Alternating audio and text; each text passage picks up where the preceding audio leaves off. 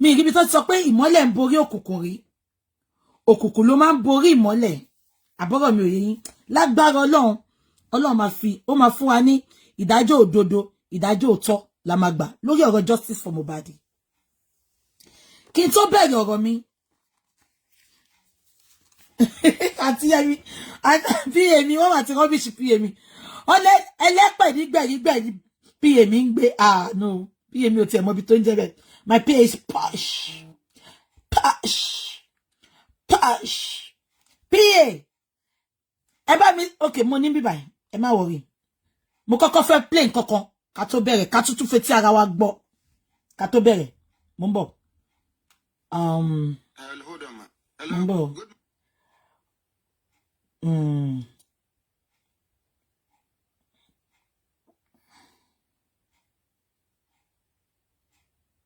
Ẹ má bínú, mo fẹ́ kọ́kọ́ play nǹkankan. Mo fẹ́ bring yín back. Mo fẹ́ bring yín back sáwọn nǹkankan. Láyé ọjọ́ ńlá máa ṣe lénìí. Kí ló ṣe kíni? Mo fẹ́ play nǹkankan fún yín, má bínú. Kí ló ń ṣẹlẹ̀ náà? Kíni mi ń rò ni? Oh! Ẹ̀yin TikTok, ṣé torí mo ti wà lórí TikTok mi ò ṣe lè, but tó jẹ́ kí n lè check nǹkan náà. Okay, mo ti rí. Okay. Ẹ jẹ́ kí n kọ́kọ́ play nǹkankan fún yín. Ìgbà tí Mohbad kú, voice note ẹ jẹ́ ká tún gbọ́. That will share the same iCloud with me. I'm not feeling okay in my life again. I can come.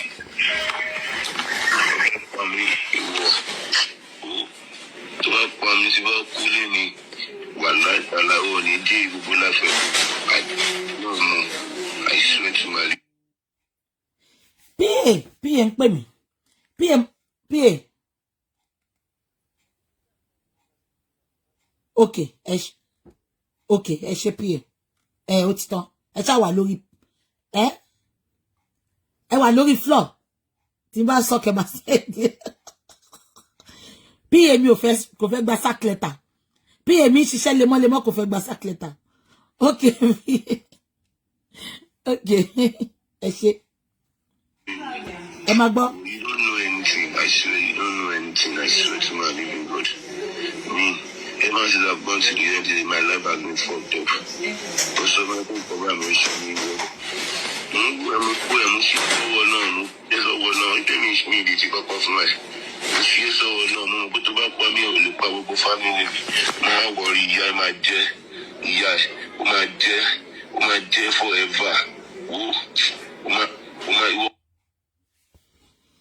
Now, ṣé ń gbọ́ mi? Mohbad sọ pé tó bá pa mí, ó lè pa gbogbo family mi. Ṣé fẹ́ sọ fún mi pé Mohbad ó wà lórí kòlóòsì níbí báyìí ni? Àbí ẹ fẹ́ sọ fún mi pé Mohbad ò mọ nǹkan tó ń sọ? Nígbà tí kíní ìṣẹ̀lẹ̀, Mohbad ti foresee. Ó ti ń rí ọwọ́ tí Wumi ń gbé. Ṣé mo dẹ̀ sọ fún yín pé ìgbà tí Mohbad fẹ́ Wumi, ẹ̀gbọ́n Wumi lọ́kùnrin, ó sọ fún Mohbad pé kí ló dé tó wá fẹ́ ọkọ níbi tó ti ń pa ọkọ jayé? Àbẹ́ gbọ́ mi. Mohbad dẹ̀ tún confirm ẹ̀. Ó fẹ́ pa mí. Wumi wà níbi tí Mohbad ti sọ̀rọ̀ yẹn.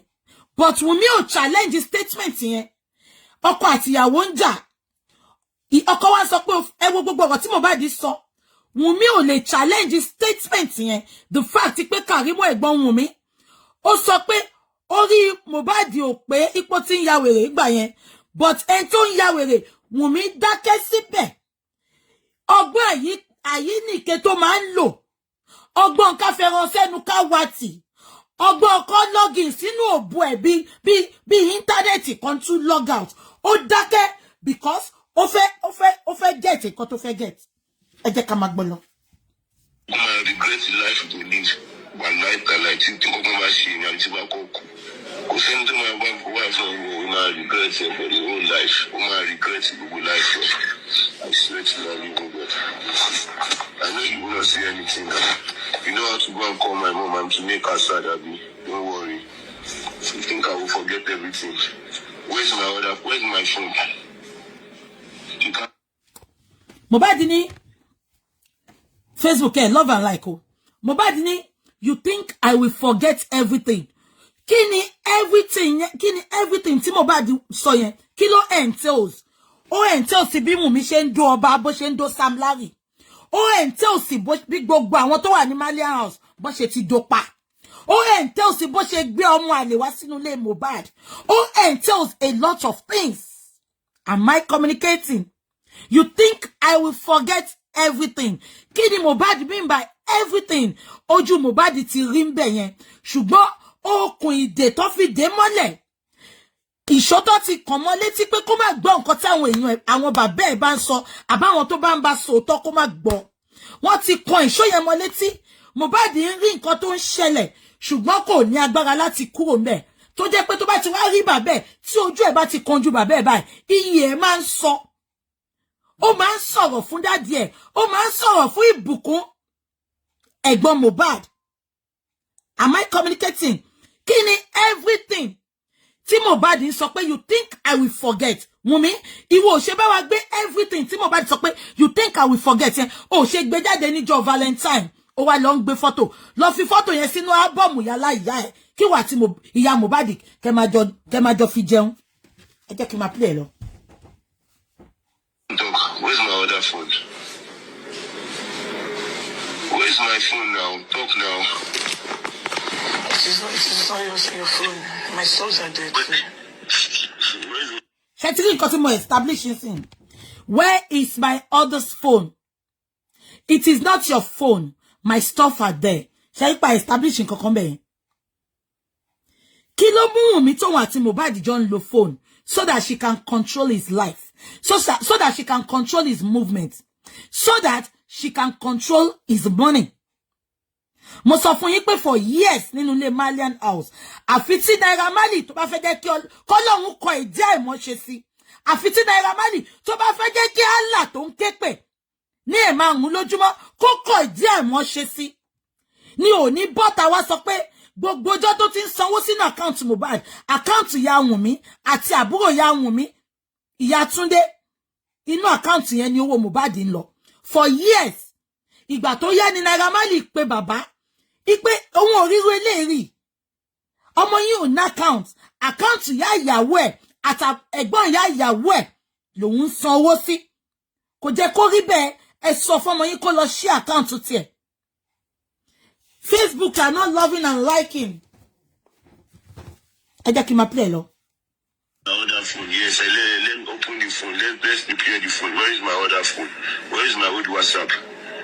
We share the same iCloud with me and you, Abi. But only WhatsApp me share low. Where is my line? Where is everything? You want to post after Abi? Tabati kuto Abi, tabati pami. Ṣé ti gbọ́ Mohbad? Mohbad ní ìyẹn ni ó fẹ́ post later tó bá ti pa mí. Facebook pretty beam. Ẹ bá mi wò kí ló ń ṣẹlẹ̀. Share love and like tí mo rí ni. Can you love and like Facebook people? I cannot see it. I cannot see your love and like. Now, ṣé gbogbo yín gbọ́. Wùnmí sọ pé, Mohbad sọ pé, tí n bá ti kú tán, ẹ bá mi love and like, please, please. Mohbad sọ pé tí n bá ti kú tán, òun ló fẹ́ post. Ṣé ọ̀nà pé nǹkan tó lè ṣe ń sìn nìyẹn? Tó bá ti sọ pé òun ló pa Mohbad, kò tiẹ̀ ní bọ́ta, sọ pé mi kọ́ ni mo pa. Okay, Badmus Jumoke, thank you. Ó dàbí phone mi ni, máa reboot ẹ̀ tí bá ti ṣe tán. Ṣé ń gbọ́ mi? Ibi tí Wùnmí ti bọ́ta, kó sọ pé mi kọ́ mo pa. Tó bá máa bọ́ta, a máa ju photo síta. Ṣé rántí pé photo yìí ló kọ́kọ́ ju síta ìgbà tán ní Mohbad kú. Tó kọ́kọ́ tí òun àti Darosha kọ́kọ́ lọ parọ́ fún Jíswèrè olórí burúkú òkú ayé. Ṣé rántí? Tó lọ parọ́ pé tí ló pa. Ìgbà tó rí pé àkó yẹn jẹ, wọ́n wá bẹ̀rẹ̀ sí ju photo síta. Mohbad ti rí. Mohbad wọ́n sọ pé wọ́n rí love and like. Kí ló ń ṣẹlẹ̀? Mo ń bọ̀. Facebook, ẹ bá mi love and like. We love and share love and like. Okay. Èyàn kan sọ pé wọ́n rí. Okay, you are loving. Èyàn kan sọ pé wọ́n rí button yẹn ni mo ṣe wò pé kí ló ń ṣẹlẹ̀. Ṣé ń gbọ́ mi? Ṣé gbogbo yín gbọ́ mi? Mohbad sọ pé àwọn photo yìí ló fẹ́ máa jù síta tí n bá kú tán. Ṣẹlẹ̀ mẹ́ pé dẹ̀ ṣẹlẹ̀ bẹ́ẹ̀. Bí Mohbad ṣe kú, Wùnmí bẹ̀rẹ̀ sí ju photo síta. Ó ń ju photo síta. Kò ì pé third day tí Mohbad kú, ó ti sáré ju photo introduction. Tó fi force, tó fi okùn sọ́rùn Mohbad, tó fi túláàsì ní kó lọ ṣe fóun. Tó lọ ṣe fún. àbí nǹkan tí mo sọ yé yín nǹkan tí Mohbad sọ mẹ́rin ni pé gbogbo nǹkan tó fẹ́ máa post bá kú tán ni ṣẹ̀dẹ̀ mọ́ pé dẹ̀ ń post ẹ̀ bá ṣe sọ ìdán ẹ jẹ́ ká máa gbọ́ lọ. My post conversation bẹ̀rẹ̀ fẹ́ post àbí wo ohun mọ kankan èmi tí mò ń pè láàárọ̀ fún kan tí mò ń pè fún wo wọn ní ìlú mo fi ń pè ọ́ má wọrí mi ohun mọ kankan ìwà tí gbogbo fámìlì wà láìtàláì tó bá yẹ pé ẹ ti ń ṣe tẹ́lẹ̀tẹ́lẹ̀ ẹ ti ń jẹ lọ ilé rẹ̀ máa fi ṣàbẹ̀yìn wà láìtàláì swear to my living God wà láìtàwọn lè máa fi ṣàbẹ̀yìn àwọn tó kọ ẹ ní kò máa ṣe aṣọ tí mo ní bẹ́ẹ̀ mi ò wọ̀ ìyá ẹ ó lọ gbé sí mi lórí ó gbé. ṣẹgbọ́ Mohbad ní àwọn tó ń kọ́ ẹ ipe kò máa ṣe now ẹ jẹ́ ká bracket ẹ̀ àwọn wo ló ń kọ́ Wùnmí ìyá Wùnmí ni ìyá Wùnmí òun ni lecturer òun ni teacher Mohbad sees all this but he doesn't have the ability to speak out because wọ́n ti kan èso mọ́ létí wọ́n ti ní kó má gbọ́ nǹkan kan tẹ́nibọ́dì bá sọ òun ló mú ìyá Mohbad tó sọ òun ló mú ìyá Wùnmí tó sọ fún Mohbad pé awo méje ni bàbá wà ipe bàbá tó bá súnmọ́ bàbá ẹ̀ máa ṣe pa ni wọ́n mọ̀ sọ yẹn láti fi manipulate ọmọ yẹn kó má súnmọ́ bàbá ẹ̀ because wọ́n ti rí pé bàbá lágídí bàbá rí nǹkan tó ń ṣẹlẹ̀ gbàtọ́ Mohbad ẹ̀ ṣílẹ̀kùn fún bàbá kó wọlé tí ò welcome bàbá yẹn kí ló máa ṣẹlẹ̀ bàbá náà máa sún sẹ́yìn ni kó má dàbí aláṣejù ṣùgbọ́n ó ń try best ẹ̀ ó ń gbàdúrà fún ọmọ yẹn níbi tó ti ń gbà fún little tó bá dẹ̀ gbé lọ fún gbogbo nǹkan tó fi ń ṣiṣẹ́ tó fi ń gbàdúrà fún ọmọ yẹn tó ń gbé lọ fún Wùnmí máa dànù ṣé ń gbọ́ mi ẹ jẹ́ ká máa play lọ Mohbad ní aṣọ tí mo ní kó má gbé sí mi lórí ó gbé sí mi lórí ṣó lórí burúkú ni ìyá ẹ ní ṣé ìyá ẹ fẹ́ fojú sunkún ẹ ni Mohbad ló sọ èmi kọ́ mo sọ ẹ bá wa béèrè lọ́wọ́ Wùnmí pé aṣọ wo ni Mohbad sọ pé kó má gbé sóhun lórí tó gbé sí lórí Wùnmí ò máa bọ́ta wá ṣàlàyé yẹn títí dè ní ẹ jẹ́ ká máa gbọ́ lọ. tí mi lóyún fẹ́ pa mí ìṣọ ayé ẹ̀ fẹ́ bàjẹ́ ni ogun fẹ́ pa ẹ́ ni ó fẹ́ ṣe orí burúkú ni má wọrí náà má wọrí ó fẹ́ ṣàpá mi àbí wọ́n ti bá kú lẹ́yìn gbogbo ayé pátápátá ni wọ́n ṣàpá mi sí wàhálà. ṣẹgbọ́n nǹkan tí Mohbad sọ tí n bá kú lẹ́yìn gbogbo ayé pátápátá ìwọ ṣáà ló pa mí kò sí wàhálà tí n bá kú lẹ́yìn Mohbad ló sọ gbogbo ayé pátápátá ẹ gbọ́ o Wùnmí ló pa mí kò sí wàhálà ẹ̀yin olórí burúkú tẹ́ sọ pé báwo ni Wùnmí máa ṣe pa ọkọ ẹ̀ ìyá Mohbad aláyé bàjẹ́ tí n bá mọ ibi tó ń gbé wà láìtàláì tí wọn ò bá nù ẹ fún mi kó pè mí lọ́mọ àlè wọ́n á rìsẹ́ẹ̀tì gbogbo ọpọlọ yẹn ìyá Mohbad tó bá bí ẹ dá fún mi ládírẹ́sì ibi tó ń gbé tó ò bá jẹ ìyá tó ò bá nù ẹ kọ́ rìsẹ́ẹ̀tì gbé yẹn ìyá Mohbad sọ pé ìyá kan bàbá mẹ́wàá ló bí mi ìyá Mohbad ṣùgbọ́n mo wá ní ṣe yẹn nǹkan tó ń ṣẹlẹ̀ sí yín ti ń ṣẹlẹ̀ sí yín ṣe rántí pé gbàtà bẹ̀rẹ̀ ọ̀rọ̀ yìí mo sọ fún Wùnmí mo ní Wùnmí kóbìnrin tú àtọ̀rìn kọkùnrin tú àtọ̀rìn ká wo ẹni tó máa lómi lẹ́yìn jura wọn lọ èmi ò ń ṣe blogger tó kàn máa wá lẹ́nu lórí social media I will fight you physically I will fight you spiritually I will fight you with every breath in me. Why am I fighting you, Wumi? I am not related to your family, but I'm going to fight you because mo fẹ́ jẹ́ ká ṣírí ẹ tú àṣírí ẹ dẹ̀ tí ń túbọ̀ ṣojú lásán ló bẹ́ẹ̀ gbọ́n àbúrò ìyá Mohbad fi jẹ́wọ́ ni òun náà kọ́ àdúrà ni ẹ̀ẹ́dẹ̀ tí bẹ̀rẹ̀ ẹ ṣẹ̀ṣẹ̀ bẹ̀rẹ̀ ni ṣé gbogbo yín rántí ìgbà tí gbogbo jọ́ni ìbẹ̀rẹ̀ mo ní gbogbo wọn máa kà lẹ́yọ kọ̀ọ̀kan tí ò bá ṣẹlẹ̀ ẹ̀ tí ì rí nǹkan kan o gbogbo wọn bá tó máa wá máa takora wọn àdúrà náà yìí máa jáde kò síbi tó lè ṣe ògùn yẹn dé Wùnmí ṣọmọ pé sẹ̀lẹ̀ ló ń ṣògùn fún ẹ ló ń di kándù babaláwo ló ń ṣiṣẹ́ fún ìyá ẹ Wùnmí èmi á wá sọ fún ẹ pé agbára ju agbára lọ. Facebook ẹ love and like ẹ jẹ́ kí n tún gbé yín débẹ̀ mo ń lọ síbì kan ni Facebook even if you are not loving and liking Facebook can you comment please ẹ jẹ́ lọ page mi kejì mo tún fẹ́ play video kan mo ń bọ̀ mo tún fẹ́ play video kan ẹni sùn mo fẹ́ lọ wo ẹ máa love and like Facebook I just want to check something bóyá phone ni mo ń bọ̀ ẹni sùn mo ń bọ̀ ẹ ṣáà ní sùúrù fún mi má bínú mo fẹ́ play video kan fún yín náà mo ń bọ̀ mo fẹ́ jẹ́ ká ṣírí ẹ tú ẹni sùúrù mo ń bọ̀ kí ló ń ṣẹlẹ̀ kò wọlé síbí náà we are liking okay ẹ kàn máa comment pé ẹ ń like kò yọ ń bí báyìí náà but it's okay mo rí bí báyìí mo rí mẹ́ phone mi need kó reboot máa ṣe later mo ti rí now mo tún fẹ́ gbé yín débì kan kí n tó wá sọ gbogbo nǹkan tó ń ṣẹlẹ̀ gangan tí ẹ mọ̀ láti jọ ìfún yín àwa lọ sórí voice note àbúrò Ìyá Mohbad mo ń bọ̀ ẹ jẹ́ kí mo fẹ́ lọ sáré play voice note kan fún yín ẹ ní sùúrù ẹ má bínú mo ń bọ̀ ẹ má bínú ẹ má love and like ẹ má love and like mo ń bọ̀ ẹ má bínú sí mi o mo fẹ́ sáré play voice note kan ni mo ń wá ń bíbá yín o ẹ má bínú mo ń bọ̀ ẹ má bínú mo bẹ̀ pé àwọn èèyàn lè máa sọ pé repetition máa ń pọ̀ lọ́rọ̀ BJ mi ń repeat ọ̀rọ̀ mi o mo máa ń fẹ́ jẹ́ ká lọ flashback ni because ṣe pé a ti lọ 6 months lórí ọ̀rọ̀ Mohbad ń sìn so many people wọ́n ti gbàgbé bó ṣe ṣẹlẹ̀ ẹ bá mi gbọ́ kíní gbogbo yín mo ń bọ̀ ẹ ní sùúrù mo ń bọ̀ nǹkan mi ló gbé wa lọ ó dẹ̀ ti fẹ́ yọ ẹ má bínú ẹ má bínú ẹ ní sùúrù ẹ ní sùúrù ẹ ní sùúrù ordinary president kọ́ mo fẹ́ play fún yín o nǹkan tó sense nǹkan tí mo fẹ́ play fún yín ni yeah ẹ bá wa gbọ́.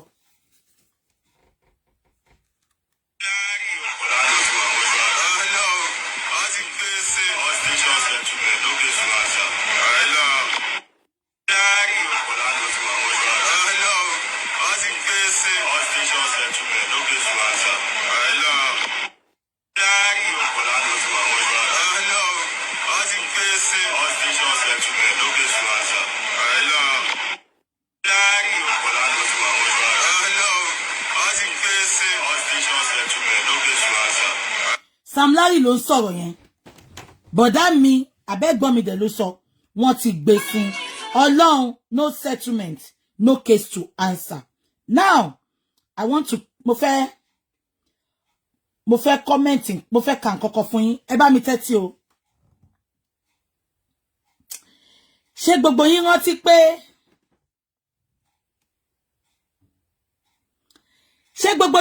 ìgbà tó kọ́kọ́ ń torment life Mohbad ṣé ń gbọ́ Mohbad lọ fẹjọ́ sùn ó dárúkọ àwọn kan síbi tó ti lọ report yẹn àwọn ọlọ́pàá gbà lọ́wọ́ ẹ̀ wọ́n fi sábẹ́ carpet àwọn ọlọ́pàá bóyá ká support attend sí Mohbad ń gbà yẹn Mohbad àti ó lè má kú ọmọ yìí mà lọ report a rí letter tó fi report yẹn tó dẹ̀ sign ẹ̀ but àwọn ọlọ́pàá yóò máa sọ nǹkan kan sí tó bá ti jẹ́ same country ni ibi tó ti lọ report yẹn wọ́n ti gbé gbogbo wọn lẹ́jọ́ by now but reverse is the case kàkà kó rí bẹ́ẹ̀ wọ́n celebrate Sam Larry wọ́n pariwo Sam Larry náà máa wá sọ nǹkan tó fa nǹkan tó ń ṣẹlẹ̀ fún yín Saheed Elegushi ìyẹn ọba Elegushi Sherry Saheed Elegushi present Kayode Egbetokun present IG of police nsìn àti Jídé Sanwó-Olú àwọn mẹ́tẹ̀ẹ̀ta ló ṣiṣẹ́ fún Aṣíwájú Bọ́lá Ahmed Tinubu wọ́n ti ṣiṣẹ́ fún rí they were Tinubu's boys that is Saheed Elegushi Kayode Egbetokun IG Inspector General of Police present wọn yìí àti Jídé Sanwó-Olú gbogbo wọn ló bá Bọ́lá Tinubu ṣiṣẹ́ Saheed Elegushi àti Jídé Sanwó-Olú PA ló jẹ́ sí Tinubu ngbà yẹn àbíkò yẹn while Kayode Egbetokun was his ADC ṣé ń gbọ́ mi ṣé ń gbọ́ ADC ló jẹ́ fún Tinubu ngbà yẹn ṣé wá rí Jídé Sanwó-Olú ó jẹ́ minister ó jẹ́ commissioner ṣé ń gbọ́ 2-term commissioner nígbà tí Bọ́lá Tinubu wà ní governor ẹ máa gbọ́ nǹkan tí mo sọ o gbogbo nǹkan tá ṣe ní gbà lélẹ́yìí o gbogbo ẹni tó bá fẹ́ gbàbọ̀dé nínú kéèsì ọ̀run máa jẹ ojú wọn ni Ọlọ́run àwa bá wa dúró ti bẹ̀rẹ̀kẹ̀tẹ̀ gbogbo àṣírí kọ̀kọ̀ á bá wa tú sí gbangba now let me put it now to you ṣé mọ̀ gbogbo kò ń ṣe autopsy mo ti gbàgbé ìkejì yẹn tí wọ́n sọ pé wọ́n send America láti joy between myself and you. Ṣé mo sọ fún pa lọ investigate ní gbogbo bí tó send kíní ẹ̀ sí l'Amẹ́ríkà. Gbogbo company tó máa check fún kíní ẹ̀ l'Amẹ́ríkà. A lọ investigate gbogbo ẹ̀ pátá. Wọ́n ní wọ́n send nǹkan kan síbẹ̀. Ṣé fẹ́ gbọ́? A tún ti pè lánàá. A ní how long ló máa take láti gba result? Wọ́n ní 10 weeks. Ẹ wò gbà tí Mohbad ti kú tó sọ pé ti send ẹ̀. Wọ́n send ẹ̀ gbogbo ìgbà yẹn o. Wọ́n ṣẹ̀ṣẹ̀ send ẹ̀ ní ìgbà tó rí pé Bẹ̀rẹ̀kẹ̀tẹ̀ ti stepping. Ìgbà tó rí pé àwọn people yóò give up. Ẹ jọ̀ọ́ gbogbo ẹ̀yin tẹ́ wá justice. True justice. Don't give up. Whatever you can do to support this cause, please continue to do it. We are not looking for a winner. We are not looking for the best speaker. Do your best. Kàn lè sọ nípa tiwa pé a ṣe wọ́n ta lè ṣe. Èmi sọ fún yín ni pé wọ́n send kíní ẹ̀ láti jọ. A pé ṣàbẹ̀ pé Commissioner of Information yẹn ó fún wa ní address, ó fún wa ní orúkọ ibi tó ti ṣe. Ṣàbẹ̀ pé fún wa ní orúkọ ibi tó gbé lọ. Ṣé mo sọ fún yín pé mo mọ̀ yàn l'Amẹ́ríkà tó mọ gbogbo àwọn tó ń ṣe mẹ́yẹn. Wọ́n pè wọ́n lánàá yẹn. Wọ́n ní how long, how many weeks ni result máa ń jáde? Wọ́n ní 10 weeks. Mo lè fún yín ní phone number yẹn kẹ́ máa pè. Wọ́n ní 10 weeks. So tó bá pé wọ́n send ẹ̀ nígbà tó sọ pé wọ́n send ẹ̀ yẹn, ó jẹ́ ká ti gbà. Wọ́n tú ẹ̀ sábẹ́ carpet. Bó ṣe throw report Mohbad sábẹ́ carpet ìgbà tó lọ fẹjọ́ sùn. They never wanted to do anything. God bless every youth, every adult, every man, every woman that were supporting this cause back to back genuinely and not because of what they want to make from what they are doing. God bless you all. Àìdákẹ́ yín, PA, kí ló máa ń pè kíní ẹ̀ náà? Kò ń ṣe autopsy. Kí ni PA text mi tẹ́ bá ń gbọ́ mi. Ṣé kò tí mo sọ yé yín? Náà ẹ jẹ́ ká máa sọ lọ. Wọ́n mishandle Mohbad case was mishandled by Jídé Ẹgbẹ́tókun. Àbíkọ́ yé yín àti Jídé Sanwó-Olú because of their relationship with Saheed Elegushi when they were all working for Aṣíwájú. Am I communicating? Ṣé ń gbọ́ mi? Ṣé mọ̀ pé àwọn mẹ́tẹ̀ẹ̀ta yẹn ti ṣiṣẹ́ fún Bọ́lá Tinubu rí. Àwo dẹ̀ ló máa ń gbáwo nígbàwọ́. Táwo ò bá gbáwo nígbàwọ́, àwo máa ń tẹ àwo máa ń ya ni. Ṣé rántí ìkọ́ra yẹn ìbínú yẹn ló jẹ́ kí Jídé Sanwó-Olú tó fi reply lady ìjọsìn yẹn tó sọ pé kí ló fẹ́ ṣe tó kígbe mọ́ tó ní ṣé Mohbad nìkan ló máa kọ́kọ́ kú ni. Àìmọye èèyàn tó ń kú lójoojúmọ́ ṣé gbogbo yín rántí because àjọṣepọ̀ wọn ni. Àwọn mẹ́tẹ̀ẹ̀ta ti ṣiṣẹ́ rí pẹ̀lú Lagos State Governor ńgbà yẹn Bọ́lá Ahmed Tinubu. Àjọṣepọ̀ wọn yẹn ni ò fẹ́ jẹ́ kó òun ló jẹ́ kó máa ju kéèsì Mohbad sábẹ́ carpet láti ìgbà tó ti long report. Ṣé ń gbọ́ mi? Ẹ jẹ́ ká máa sọ lọ. Meanwhile, the present National Security Advisor Nuhu Ribadu èèyàn tímọ́tímọ́ Fẹ́mi Fálànà ni ìgbà tó wà ní EFCC. Ìgbà tí Ribadu wà ní EFCC chairman. Toxicology, thank you very much. They never sent that toxicology. They just wanted to send it now. When Bẹ̀rẹ̀kẹ̀tẹ̀ stepped in and when they saw that the youth are not giving up. Wọ́n ṣẹ̀ṣẹ̀ fẹ́ send any. Please, youth, ẹ má jẹ́ kó sú yín o. Because mo gbọ́ lánàá tó sọ pé àwọn bàbá ní kó má dá sọ̀rọ̀ kíní kan, àwọn family. Ṣáàrí ìjà tá ń jà kò ń ṣe ìjà bàbá Mohbad, kò ń ṣe ìjà Alọ́ba family. Ìjà gbogbo ayé ni. So keep Alọ́ba family kó lọ take several back seats. Kò ń ṣe ìjà Alọ́ba family. Tá bá nídìí wọn máa pè wọ́n kó lọ take a chill pill. Alọ́ba family kò ń ṣe ìjà yín mọ́ ẹ gbàgbé ìtọ́lá yín kó lè gbàbọ̀dé. Ìjà gbogbo ayé lélẹ́yìí a fẹ́ mọ nǹkan tó pa Mohbad because tá bá mọ̀ àwọn ọ̀dọ́ wa máa kú lọ, celebrities máa kú lọ, àwọn ọmọ ológo wa máa kú lọ. Ṣé ń gbọ́ mi? Alọ́ba family gbogbo story tẹ́ lọ ń sọ yẹn pé àwa la máa decide tí ẹni tó ń support bàbá yẹn tó sọ pé ẹni tó bá rán yàn lọ sẹ́wọ̀n kò lè padà wá kò lè pa Gures ṣe ronú nǹkan tẹ́ sọ kẹ́ tó sọ ṣá Gures àbẹ́ ẹ̀gbọ́n nǹkan tẹ́ lọ sọ lórí platform yẹn ẹ sọ pé bàbá ò fẹ́ jẹ́ kí Wùmí lọ sẹ́wọ̀n because ẹni tó bá rán yàn lọ sẹ́wọ̀n wọn ò lè padà wá dọ̀rẹ́ ṣọ́rọ̀ lẹ sọ lẹ́nu yẹn Gures ṣé ọ̀rọ̀ lẹ sọ yẹn odindi ọmọ ọlọ́pàá ẹ sọ pé ṣé bàbá ló sọ fún yín àbẹ́yìn rẹ̀ kan ṣàgbẹ́nu sọ fún bàbá. I think it's high time ká gba professional person tó máa ṣe PRO bàbá.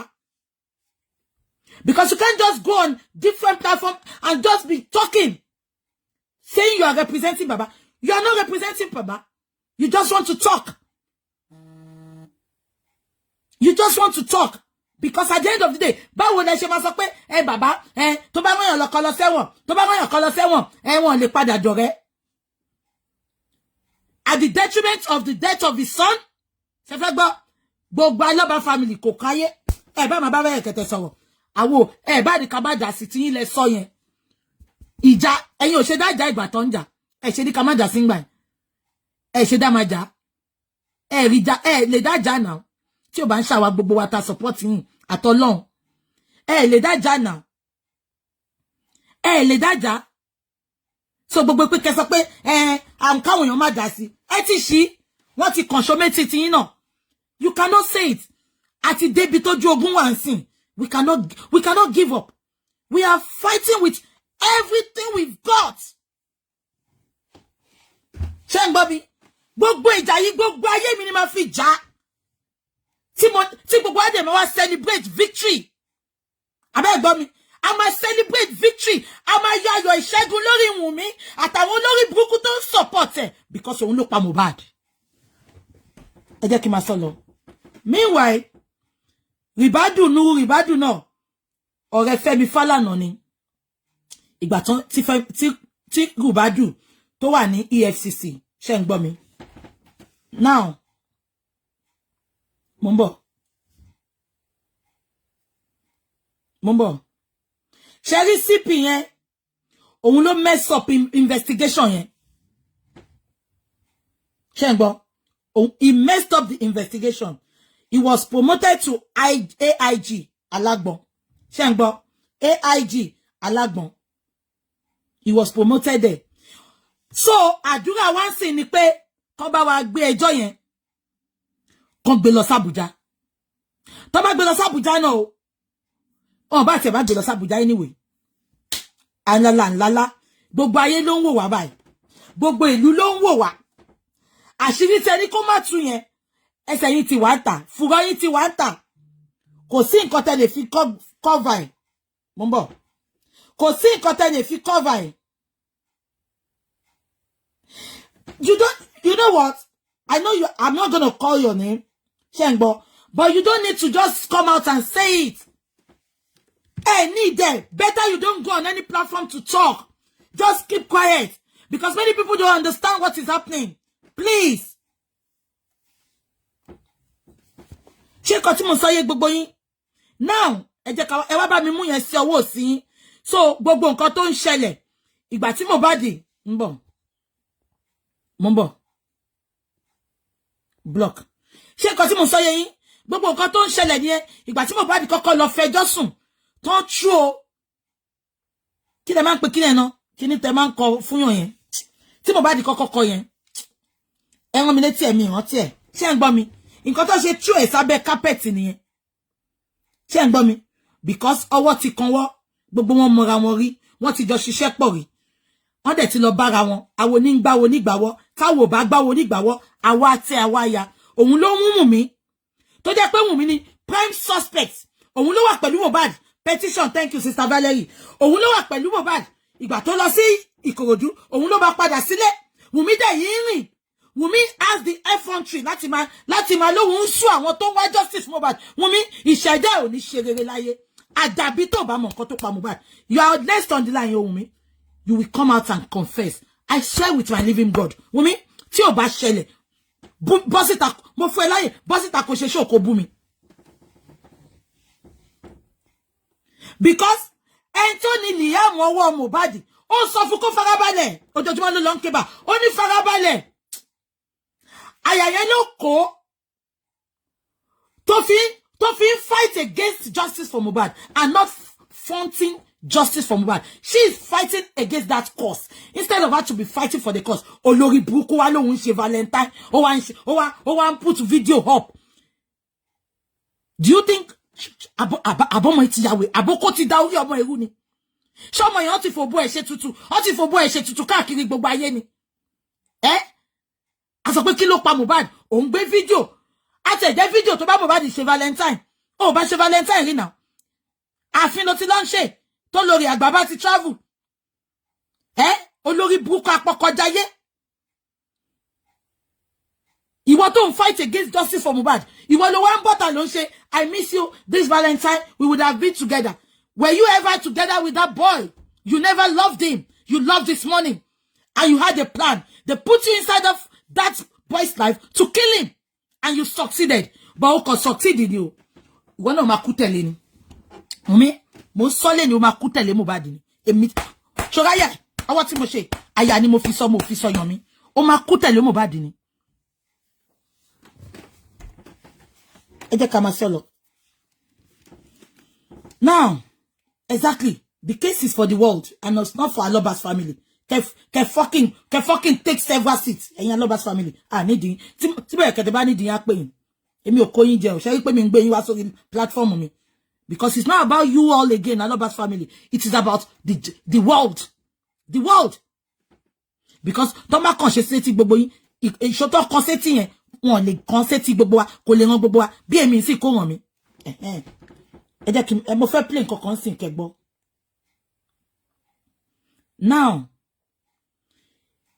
ìyá Wumi, ẹ̀gbọ́n ìyá Wumi, ó tún ti drop àbọ̀ mi lánàá, ó ti drop àwo mi. Ẹ jẹ́ kí n play fún yín. Ìyẹn gangan mo fẹ́ wá sọ̀rọ̀ sínsìn. Àwọn èèyàn wá pè wọlé. Mo ń bọ̀. Tó wá pé bó ṣe ṣe ni ìyá Mohbad ṣe ń ṣe yẹn. Ẹni sọ̀rọ̀ mo dúró kó boot kó wá sókè. Àbúrò ìyá Mohbad ó release àwo mi lánàá. Mo ń bọ̀. Àtẹni tó pa. Ìyá Mohbad ẹgbẹ́ lè. Ìyá Mohbad lè. Mi ò kú mọ́ wà láyé o, ṣùgbọ́n kò lẹ́tọ̀ọ́ kí máa sọ̀rọ̀ kí mo fẹ́ sọ nípa ọmọ mi. Kí ni mo fẹ́ sọ ṣùgbọ́n mo mọ àkọ́kọ́ tí mo fẹ́ sọ pé láti ayé náírà ni mo ti mọ ọmọ mi ò ní sinmi o. Ṣé ń gbọ́ ẹ wo lórí burúkú ìyá àjàrà bùkà. Ìgbà tí Mohbad kú ní ìtàn sọ pé kó wá sọ̀rọ̀. Ó ní kí ni mo fẹ́ sọ nípa ọmọ mi. Mo ní nǹkan kan tí mo fẹ́ sọ nípa ọmọ mi. Ìyá Mohbad, ó lè ní nǹkan kan tó fẹ́ sọ because you were never in that boy's life. You were never there. You were absent. Absentee mother ne. Absentee mother ne. You were never there. You were never there. Just because Wumi needed you now. Oh my polori buku to un bi ti ohun niwo náà. Ìtorí ló ṣe lọ pé no lọ package ẹ. Everything you were saying on this live chat that day, they were saying it. Wumi was behind you, telling you what to say. Ọ̀rọ̀ gan kó ẹlẹ́nu ìkan tí mo sọ pé the world best that first person in the world. Ìwọ ló máa gbé fún. Ó sọ pé mi ní nǹkan kan láti sọnù ọ̀rọ̀ ọmọ mi. Kí ni mo fẹ́ sọ mi mọ̀ kan tí mo fẹ́ sọ. Látàyè náírà. Ṣó mọ náírà ni. Ọbẹ̀ dùn tán ló wá jẹ. Ọbẹ̀ dùn tán ló wá jẹ. You were never there. You were never there. Ó dẹ̀ ṣògùn débẹ̀ yẹn náà ni. Babaláwo tó ń fẹ́, ẹ ti jọ pa, ẹ ti jọ kú. Ẹ wá ṣe ògùn sí. Ọmọ wa fi bàbá tó tọ́jú ẹ̀ sílẹ̀. With the help of ìyá Wumi, tó sọ pé bàbá wà ní àwo méje kí Mohbad sá fún bàbá ẹ̀. Ọmọdé wò pé òun ní the mother figure, parent figure nínú ayé òun. Okay, tí ìyá Wumi bá ti sọ pé kóun fi bàbá òun lẹ̀ kóun má súnmọ́. Now, kóun kúkú lọ bá ìyá òun. Wọ́n dẹ̀ ti mọ̀ pé ìyá Mohbad àpapọ̀ ẹlẹ́yẹ náà ni àrò mẹ́ta ni wọ́n, ìyá Wumi àti ìyá Mohbad. Náà ṣe padà lọ pé ìyá Mohbad. Wọ́n package olórí burúkú yìí ni. Ẹ rí pé for 2 weeks tí Mohbad kú tó bá pa ọmọ ta wèrè yìí ni. Tó wá ń sunkún sí pé ọmọ mi o, ọmọ mi o. Màá tún wá sọ reason tó fi ń pa sunkún ọmọ yẹn olórí burúkú àná ọba. Nani ọba, childminder ọba ìyá Mohbad. Olóṣì. Ọlọ́pọlọ yòrò wọ́n náà mọ ẹkú. Ó fi jẹkújẹ, ó fi sọ justice, ẹ jẹ́ ká sọ òyìnbó ẹ̀. Ó fi sọ justice of Mohbad nù. Wọ́n sọ pé ọmọ kú, ó fi ìjẹkújẹ, Wùmí tó yẹ pé òun ló máa pa ẹgbẹ̀yìn, ṣáàkiri ni. Gbogbo yín máa para yín gbẹ̀yìn ni. Wùmí ló máa pa ẹgbẹ̀yìn. Àdúrà ló máa pa Wùmí, àdúrà tí Wùmí á wá para wọn. Ṣùgbọ́n máa ka o. Ẹ má worry, wọ́n máa kà kan tó para wọn. Èmi tí mo sọ bẹ́ẹ̀ ni. Ẹ jẹ́ kí n máa play lọ. Ọkọ ọmọ mi ò balẹ̀. Gbogbo ìgbà tí wọ́n parọ́ oríṣiríṣi mọ́ mi ò lè sọ̀rọ̀ torí wọ́n fún mi lágbára láti sọ̀rọ̀. Ẹ wo wèrè lóhun ò lè sọ̀rọ̀ wọn fóun lágbára. Ọ̀rọ̀ wo ló fẹ́ sọ? Iya Mohbad ọ̀rọ̀ wo ló wà lẹ́nu ẹ̀ tó fẹ́ sọ? Ṣé lábẹ́ oko babaláwo ló ti fẹ́ sọ̀rọ̀ ni? You were not there, so you cannot talk. You have no say on that boy. You were not there. You were not present in his life. Iya Mohbad. Ṣé o ń gbọ́ mi ṣá àbọ̀n gé tí ẹ lọ? Àbọ̀n ti kàn ṣó mọ́ ẹ létí? Oh, lọ́rọ̀ lẹ́nu. You ní confidence yẹn láti lọ bá. Because ọmọ epo ti jẹ̀bi àwọn ọmọ yẹn. Nínú kòsíkòsí, ọwọ́ epo náà tó dẹ̀ tẹ̀lé Wùmí tó lọ ń balance nìyẹn. Ó rí pé bàbá yẹn ò ní nǹkan kan, ó dẹ̀ filẹ̀. Nínú òtútù, nínú òjò, nínú ilé tí omi ń jábọ́ nínú pánù. Níjọ́ rírí jẹ, níjọ́ àìrí jẹ. Níjọ́ rírí jẹ, níjọ́ àìrí jẹ. Bàbá yìí ń kó àwọn ọmọ mẹ́tẹ̀ẹ̀ta kiri. Ó wá sọ pé mo ní nǹkan kan. Oh, ní nǹkan kan. You have nothing to say, Iya Mohbad. Are you not listening? Àná ọba. Childminder ọba. Nani ọba. Wọ́n tẹ́tì mi. Àná ọba. Ẹ jẹ́ ká máa gbọ́ lọ. Béèrè lọ́wọ́ ọmọ mi pé kí ló ṣẹlẹ̀. Mo sì pé ọmọ mi ní àárọ̀. Ó fún mi lówó pé kí n lọ sí hospital. Hospital yẹn ni mo ti pé. Lóní mọ́mì, nǹkan máa ń ṣẹlẹ̀. Ìgbà tí wọ́n wá mú tọ́rọ̀ ṣẹlẹ̀, kò sí bẹ́ẹ̀ o, studio ló wà tó lọ kọrin. Ṣùgbọ́n pàtó mọ̀ pé nǹkan ṣẹlẹ̀ nínú sáré wá. Mo wá bí pé kí ló ṣẹlẹ̀ gan-an? Ó ṣàlàyé mi ni mo bí ẹ. Èmi la yí ẹ̀ mi dẹ̀ lọ́rùn. Ṣé ń gbọ́? Òun lòun bí Mohbad, òun la yé òun lọ́rùn ẹ̀ ṣó lórí burúkú ni ẹni Iya Mohbad. Ìwọ la yé àtọ̀run. Àìmọye ìyá tó bímọ tí ò ń ṣàwọn ló máa tọ́. Àìmọye ìyá tó bímọ tí ò ní jèrè ọmọ. Number 1 ni Iya Mohbad. Ìwọ la yé ẹ̀wọ̀ lọ́rùn ẹ̀. Tó bá rántí pé ìwọ la yé ẹ̀wọ̀ lọ́rùn ẹ̀ ni, ò ní fi ọmọ yẹn sílẹ̀. Ó ti kọ́kọ́ deny ọmọ yẹn. Ó ti kọ́kọ́ deprive ọmọ yẹn láti débi ìṣelógo. Wọ́n sọ fún ìgbà tán bímọ yìí. Wọ́n sọ fún ẹ pé ọmọ olókìkí lọmọ ẹ̀. Ọmọ ológo lọmọ ẹ̀. But you okó tó fẹ́ lọ dún lọ́dọ̀ babaláwo, ó dùn mú ẹ ju ògo ọmọ ẹ lọ. Ó dùn mú ẹ ju ìfọkànbalẹ̀ àti ìdùnnú ọmọ ẹ lọ. Ó fi gbogbo ẹ̀ sílẹ̀, ó ti gbàgbé. Ó ti gbàgbé ìtorí okó babaláwo tó fẹ́ lọ jájẹ. Ó fi gbogbo ẹ̀ sílẹ̀, ó tẹ̀lé babaláwo lọ. Bàbá yóò tún bẹ́ẹ̀ jà. Ó sọ pé wọ́n ló bímọ, ìwọ nìyá ọmọ. Bàbá ní ṣé ọmọ school. Bàbá ò ṣá stop ẹ kó má wà wọ ọmọ. Okay, wọ́n ní kó bá wá sílé. Ó ní teacher ọmọ yẹn go mọ. Ó mọ school táwọn ọmọ yẹn lọ. Ó dẹ̀ ń bọ́ta ó sọ pé wọ́n ló bímọ. Àìmọye ìyá tó bímọ. Ọmọ ọlọ́mọ ló ń tọ́jú wọn. Because àwọn ìyá yẹn àbíagbá ni wọ́n ń ṣàbíamọ. Ó ní mọ́mì kan tó mú pé òun wá láti Mùsùlùmí kó gbọ́ pé nǹkan ṣẹlẹ̀ lòun ṣe wá. Ó ní wọ́n ṣàkó àwọn lọ. Ó ní ṣùgbọ́n omi lọ fún òun tó mọ̀ nǹkan tó ṣẹlẹ̀ fún òun mọ́. Ó ní omi lọ fún òun tó mọ̀ nǹkan tó ṣẹlẹ̀ mọ́. Ìgbà yẹn mo ti kò sí. Ìgbà yẹn mo ti kò sí ẹgbà mí. Mo dúró kò sí bí a máa. Ṣé gbogbo yín gbọ́ nǹkan tó sọ? Àwọn NDLEA ó ná wọn ló ìgbà tó ti fún Mohbad lómi mu lòun ti kò sí. Ṣé rí pé ìyá yóò sọ o. Àbẹ́ gbọ́ mi. Mohbad ló ń fẹjọ́ sùn ní gbogbo ìgbà tó ń jà o. Ìyá yóò sọ yẹn mọ́ o. Ó fẹ́ kọ́kọ́ dá sórí NDLEA. Ẹ jẹ́ ká máa gbọ́ lọ. Sákìrì ni èdè àtọmọ mi. Ó ti kú orí mi èmi ò rí. Àwọn ọmọ sákìrì ni kò lè sùn. Ìbẹ̀rù, ìfòyà, ìpromise fi.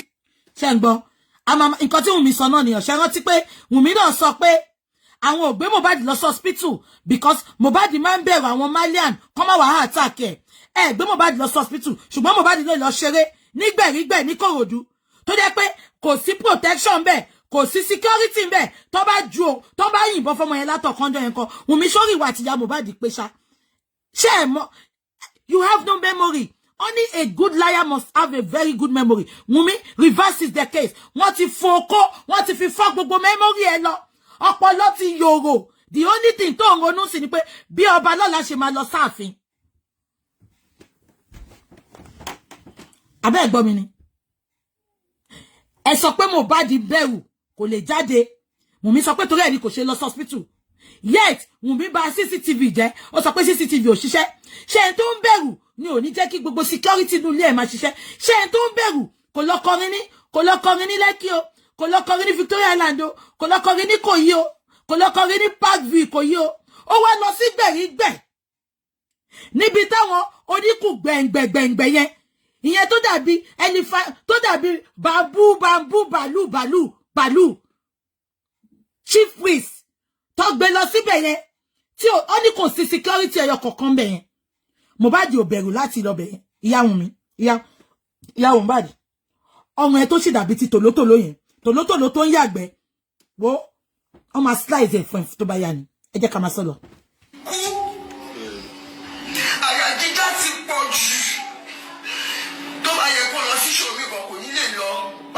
ṣé ń gbónírọ́ àyà jíjá tó bá yẹ kó lọ sí ṣòmí tó yẹ pé Mohbad máa ń cancel show lóòótọ́ bí gbogbo yín ṣe ń parọ́ ẹ̀yin olórí burúkú yìí ẹ ti mọ̀ pé òkú àwọn ò lè dìde tó bá yẹ pé bẹ́ẹ̀ ni kò jẹ́ kó lọ sí show Ìkòròdú yẹn ibẹ̀ ní last place tó jẹ́ kó lọ show tí ò sí security àbẹ́ yìí bọ́ ṣe rush Mohbad níjọ́ yẹn tí crowd bò tó yẹ pé àyà Mohbad ń jábẹ́ ṣe ń parọ́ o ẹ jẹ́ ká máa gbọ́ lọ. ojoojúmọ́ náà nà án kò sẹ́ni tó máa pè mí àwọn tó máa ń pè mí gan mi nímọ̀. ẹgbẹ́ lórí burúkú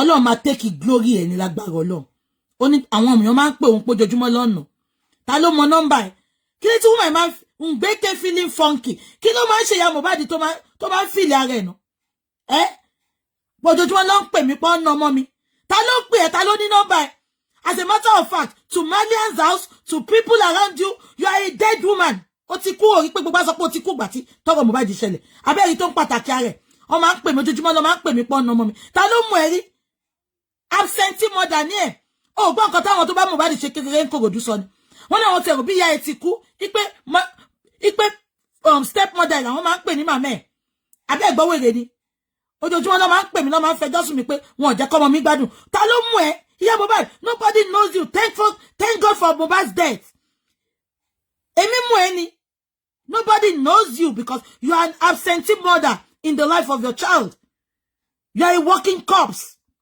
you are dead on arrival dead on arrival. bákan bí ọmọ mi o ibi Mohbad o èmi gan mi ò ní sinmi o títí tí promise fi kú ìbẹ̀rù ìfòyà ni mo wà kó tó kú yìí tẹ́gbẹ̀ sí mo lò. ṣé ń gbé lórí burúkú títí Mohbad fi kú ìbẹ̀rù ìfòyà ló wà ìwọ ṣe wá bọ́ta yẹn kó wá ja ìjà yẹn kó fi wẹ́n tó pọmọ ẹ̀ èyí tó fi ń support Wùnmí èyí tó fi ń protect Wùnmí tọ́nà raṣọ ẹ̀jẹ̀ tó ní kọ́ má dábúrú ẹ̀ lóhùn tó sọ pé Wùnmí ló pa tó sọ pé tó ń ṣépè fún gbogbo àwọn tó sọ pé Wùnmí ló pa tó wá ń gbé ọmọ ọba jó tó ń gbọ́ ọmọ àlejò tó wá ń kọrin òwe fáwa tó ń ṣe Liam ò raṣọ lọ́wọ́ wọn kò lè raṣọ lọ́wọ́ wa kò lè raṣọ ọmọ ọba òun raṣọ ń tà òfin lọ ọ ti rán fìfún sáàfin tó máa wọ ó wá ń kọrin òwe fáwa ìwọ tó mọ̀ pé ọmọ ẹ ó jẹ́ ìrora kú ni kò rẹ́ni tó máa gbọ́kànlé kò rẹ́ni tó máa gbálẹ̀ ta ni ò bá máa lead wa ní justice for Mohbad ṣé orí ìyá Timothy ìgbà tó kú ni ìyá yẹn bọ́ta ó ń sunkún kíkorò ẹkú kíkorò ẹ̀ títí àtìyàwó Timothy ló jẹ́ kémi support kọ́sì yẹn ìjọ tí mo wo omi dé ìyá àgbàlagbà yẹn tí ìyá yẹn ro ṣọmáyà tó ń sunkún ẹ gbà mí o wọ́n ti mórí yọ bí o wọn ò fẹ́ jẹ́ kó sọ̀rọ̀ mọ́ o ṣùgbọ́n lórí burúkú tiẹ̀ gbogbo àwa tá à ń jà ló ń ṣépè fún èpè yẹn máa padà lọ bá àtọ àti gbogbo nǹkan tó tara ẹ̀ jáde àná ọba. nínú ilé ẹ̀ àgbà tí máa jọ sátidé ni mo kúrò nílé àgbà tí máa gbọ́ òkú ọmọ mi ní ọjọ́ Monday mo sì pè ìyàwó ẹ̀yìn ọjọ́ Monday àjọ sọ̀rọ̀ kò ju wákàtí kan lọ wọ́n pè mí pẹ̀lú ló ní mo tún pè wọ́n pè mí pé mọ́mì ẹ̀wọ̀n ò ní ṣe. ṣe pé ọ̀rẹ́ ti papọ̀ mẹ́ wọ́n pè mí èmi gangan ni mo tún pè wọ́n pè mí she's daft anyway she's daft nǹkan tó kọ́lẹ̀ fún òǹkà ó dẹ̀ tún ṣì sọ. ọkọ ọmọ òun ò ní ṣokó òkú àwọn mo ní kí ni inú ilé ẹni mo ṣe ti gbọ́ Wùnmí ló ń sọ̀rọ̀ yẹn ẹ jẹ́ kí n tún play Wùnmí ló ń sọ̀rọ̀ sí lẹ́nu ṣẹ̀fẹ̀pá àti ìmọ̀hun Wùnmí ìgbà tí fídíò yìí jáde ṣẹ̀fẹ̀pá àti ìmọ̀hun Wùnmí ìgbà tí fídíò yìí jáde Wùnmí ló ń sọ̀rọ̀ sí lẹ́nu bẹ́ẹ̀ ni Olúbùnmi thank you Prince Liam Ọbalọ́lá ṣe pé Wùnmí ló ń sọ̀rọ̀ sí lẹ́nu ẹ jẹ́ kí n ẹ máa gbọ́ ẹ jẹ́ kí n sún mẹ́yìn ṣe wọ́n ti kọ́ àṣọ pé yọ̀ kan sọ̀rọ̀ ń gbà yẹn but àmọ́ ẹni yẹn. mo ní kí ni inú ilé ẹni mo wà yìí ṣé ẹ tún máa wà nínú ilé ọmọ mi lè wọ bẹ́ẹ̀ wọ́n ṣàbẹ̀ ń pé kí n wá jó kí n wá. Ẹ wo wèrè ìgbà tọmọ kú tó òun ò lè mọ bẹ́ẹ̀ òun ò lè wọnú lé Mohbad ìwọ tó jẹ́ pé ìjọ tó ní Mohbad kú ló ti jókòó bẹ́ẹ̀ ló ti ń jẹ bọ̀kọ̀tọ̀ ló ti ń jẹ ṣàkì tó máa há ẹ lọ́fun tó máa sápá ẹ lórí abẹ́rí wèrè òun ò lè wọ bẹ́ẹ̀ wọ́n ṣàbẹ̀wò kóhun wọ bẹ́ẹ̀ ìwọ tó jẹ́ pé ìjọ tí Mohbad kú fried rice tí Wumi ṣe tó fi pa Mohbad tó lóhun ṣe fún ọmọ tó pé 5 months ìwọ mà ló jẹ́ remnant yẹn ìwọ mà ló jẹ́ fried rice tó ṣẹ́kù tí Wumi ṣe fún Liam tó láwọn fi ṣe bẹ́ẹ̀ di ọmọ oṣù 5 mi mọ̀ bí tó ti ń ṣe bẹ́ẹ̀ di ọmọ oṣù ẹ jẹ́ ká máa gbọ́ lọ. Nàìjíríà gbà mí ẹ̀yà bí amọ́. Àbó ló sì Ìyá Mohbad ni. Àwọn abiyamọ wo ló ń pè? Àwọn abiyamọ apọkọjáyé bí ìwà àti Wùmí ní kó bá pa àti Ìyá Mohbad àti Ìyá Wùmí. Kí ló ń pa bí àwọn wo ìwà abiyamọ. Gbogbo abiyamọ ti kẹ̀yìn sí ẹ láti jọ́ tó ti dìde láti jà fọ́mọ ẹ tó kú. Gbogbo abiyamọ ti kẹ̀yìn sí ẹ. Gbogbo abiyamọ ayé gidi ti kẹ̀yìn sí ẹ Ìyá Mohbad. Gbogbo àwọn arógbá aṣọ má balẹ̀ wọ́n ti kẹ̀yìn sí ẹ láti ìjọ tó ti decide láti support Wùmí tó jà fún kú tó pọmọ ẹ. Gbogbo àwọn tó ń ṣe ṣíó arógbá aṣọ má balẹ̀ wọ́n ti kẹ̀yìn sí ẹ. Ọjà tó fi díẹ̀ mọ́ ti jábọ́ tipẹ́ ìjọ tó mọ ẹ ti kú tó ti gbàbọ̀dẹ̀ lọ́jà yẹn ti jábọ́. Ìgbà ní gbogbo ọ̀rọ̀ tó ń sọ irọ́ ni wọ́n ló ya wèrè ẹ̀ mọ́kàn tó pọ̀ ní ya wèrè ní torí sí ya wèrè ó ṣèyàwó mú ṣèyàwó. Ṣé ń gbọ́ ó ní wọ́n ló ya wèrè Ìyá Mohbad ó ṣí èrè ni ṣáwa la sọ pé ó ya wèrè ni Kàrímọ́ ló fún wa ní narrative yẹn Kàrímọ́ ló sọ pé Mohbad ya wèrè ipa wọn fẹ́ gbé lọ sí Yaba ṣùgbọ́n Mohbad sọ pé ọmọ àmọ̀hún bẹ̀ pé because ó jẹ́ celebrity Kàrímọ́ dẹ̀ sọ pé òun bẹ̀rẹ̀ sí ní prescribe oògùn fún òun send oògùn sí Wùmí òun sábẹ́rẹ́ tí Wùmí máa gún so why tó ṣe sọ pé wọ́n ló ya wèrè àwa kọ́ la sọ pé ó ya wèrè Kàrímọ́ ló fún wa ní narrative yẹn ìgbà tó fẹ́ da gbogbo nǹkan rú. Ó bímọ ìyẹn èèyàn ẹ̀bẹ̀rù Ọlọ́run bòrò kú ọ̀run ọmọ mi ò ya wèrè o tó bá sọ pé ọmọ mi ya wèrè ẹ̀jẹ̀ àwọn tó sọ pé ya wèrè ẹ bá mi pè wọ́n síìtù wo ni wọ́n lọ. Ṣé ń gbọ́ Kàrímọ́ ló sọ pé ó ya wèrè Ìyá Mohbad àwa kọ́ àwọn ò mọ̀ yín rí àmọ́ fámìlì yín rí. Kàrímọ́ ló kọ́kọ́ lọ bá Daddy Freeze oní ring light sọnù apárí. Kàrímọ́ ló kọ́kọ́ lọ bá Kàrímọ́ ló sọ pé Mohbad ya wèrè. Sọ pé ya wèrè ọsítù wọn ṣàwọn ọsítù tí wọ́n lọ gbọ́ ọsítù tó ń lò tó fi ló ya wèrè rìsọ́ọ̀tì wèrè dá. Ẹjọ́ gbà mí o ọmọ Nàìjíríà abiyamọ ọ̀run àtàbíamọ ayé gbà mí mi ò kú o ṣùgbọ́n mi ìwọ.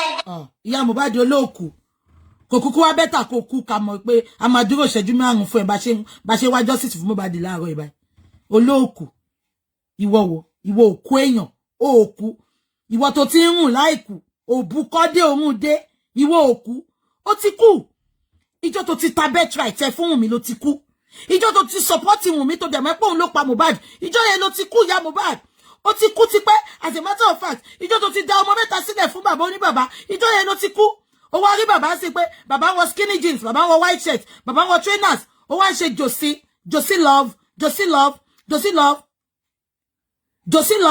Josie love olóbùkú ìwọ ọmọ Josie ń gbà yẹn ó rí Josie wèrè òbú ẹ̀ ń gbé pẹ́ẹ́lí ni ó rí pé bàbá wọ Versace shirt bàbá wọ skinny jeans bàbá wọ trainers bẹ́ẹ̀ ni bàbá ń tọ́m bàbá ń bounce ní bó ṣe ń rìn yẹn bàbá wa fi Dolce & Gabbana sunglasses sí olóbùkú wa ń ṣe Josie ọmọ àlè pet name tó bá ń pe bàbá nìyẹn gbà tó ń ṣe love ìgbẹ̀rígbẹ̀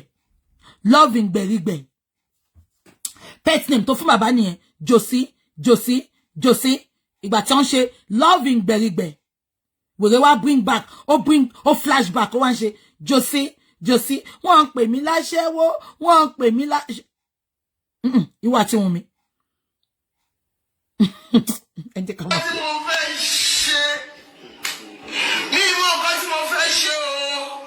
Ọmọ sílẹ̀ o ó fi ìyàwó sílẹ̀ àdúrà wa bẹ̀ ẹ̀gbọ́n ẹ̀ wa bẹ̀. Ẹ ló kọ́là Hello? Who is this, please? Oh, I'm on live. I'm on live. I'll call you back. Yeah, I've talked about it anyway. If you have any other thing, send it to me. I've talked about that one.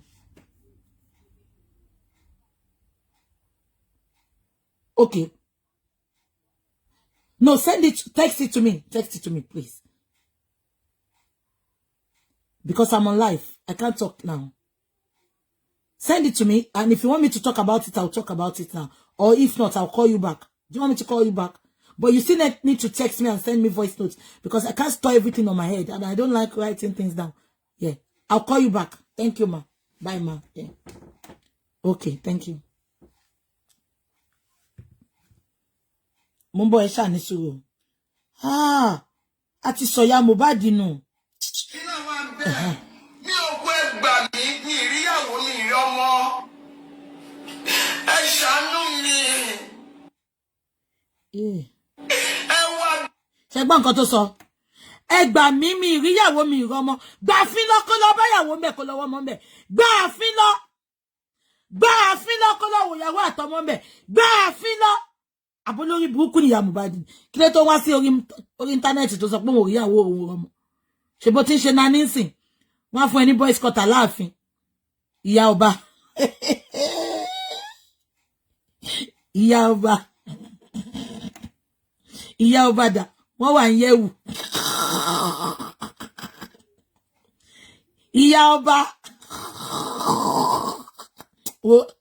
Mo jẹ́rìí ìyàwó ọba yẹn.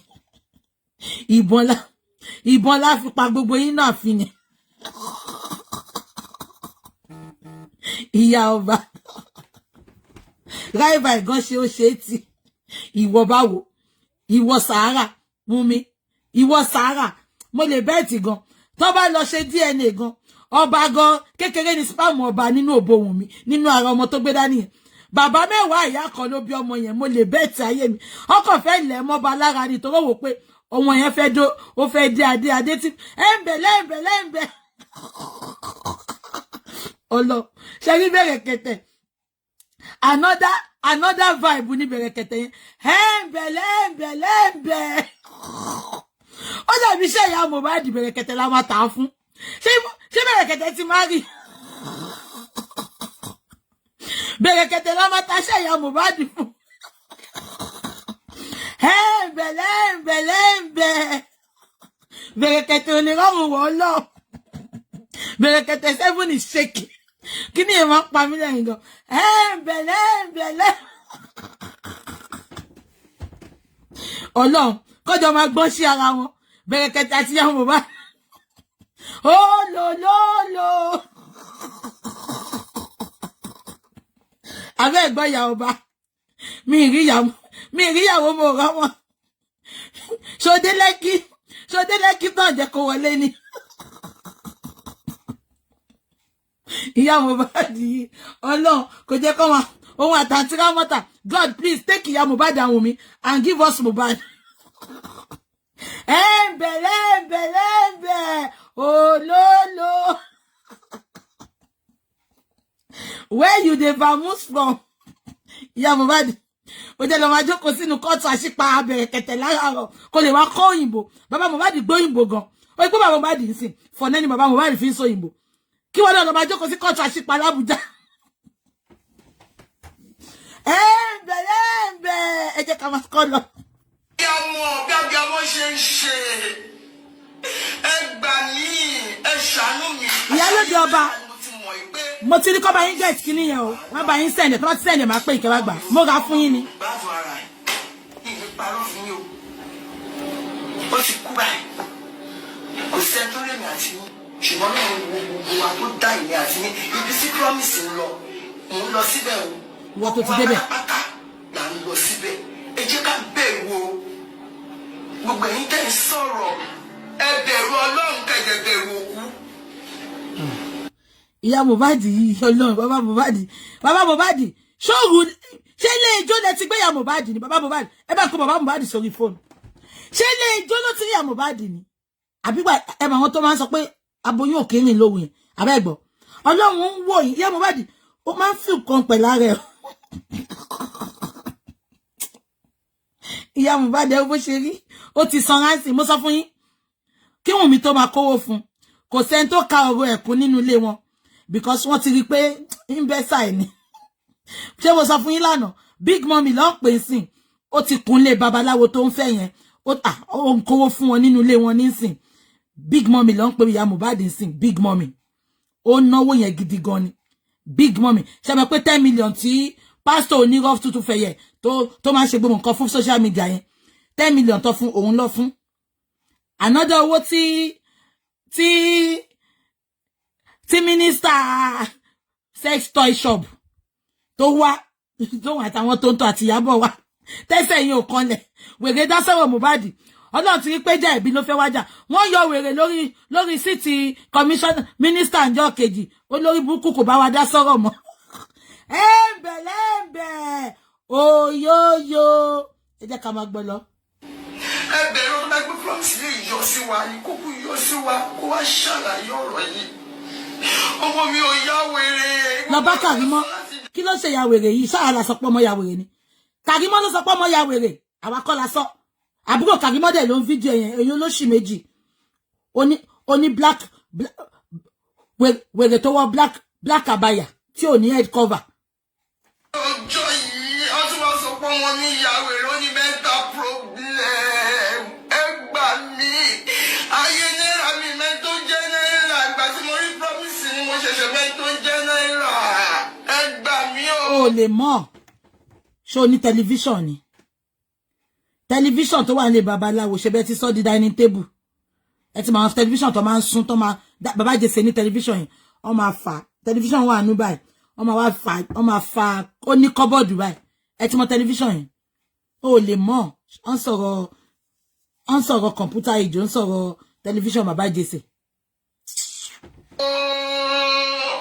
Wọ́n ti fi náà ọmọ jó mi o.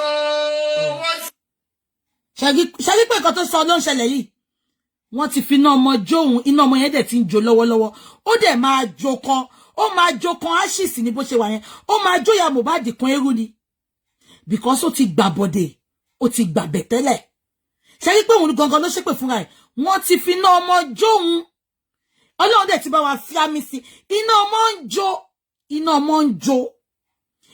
dẹ̀ máa jó dọjọ́ alẹ́ ẹ̀ ní bó ṣe wà yẹn ẹ jẹ́ ká máa pọ̀ lọ. Ṣé ń gbọ́ wọ́n ti kóhun lẹ́yìn ọ̀kan Ìyá Mohbad eyín ẹ̀ ti yọ lọ́ọ̀kan bíi tèmi náà báyìí ó lẹ́yìn bẹ̀ yẹn tó lẹ́ ní òṣèmọ̀ kọ́kọ́ pé tó sọ bẹ̀rẹ̀ kẹtẹ̀ di ṣẹ̀pẹ̀tẹ́rì tó sọ búkí jẹsẹ di búkí gbèsè tó sọ justice for Mohbad tó sọ di justice of Mohbad ó náà ti kóhun lẹ́yìn ọ̀kan eyín ọ̀kan ẹ̀ ti kán ti pẹ́ ó mọ ni tó bá dẹ̀ wẹ́n tó kọ́ ẹ lẹ́yìn ọ̀kan Wùmí ló kọ́ ẹ lẹ́yìn ọ̀kan Wùmí ló sórí nǹkan tó kàn dùn mí fún yín ẹjọ́ mórí burúkú tẹjọ́ ń ṣe ẹjẹ̀jọ́ jókòó tira yín bẹ̀yẹn eyín ọ̀kan ẹ ti kọ́ tipẹ́ torí tẹ́yìn ọ̀kan tó bá pé bíi tèmi ni torí eyín ọ̀kan tèmi náà èmi náà eyín mi ti yọ ń sìn nǹkan tí ò ti jẹ jáde láti jọ ẹni eyín mi ti yọ ìtọ́jú ẹ̀ ló ṣe mọ́ nǹkan kọ́ pé justice of Mohbad ó sọ bẹ̀rẹ̀ kẹtẹ di ṣẹpẹtẹ́rì mo ti sọ fún ẹ iṣẹ́ bẹ̀rẹ̀ kẹtẹ la máa ta fún mo máa gbé wà àti bẹ̀rẹ̀ kẹtẹ máa gbéṣẹ́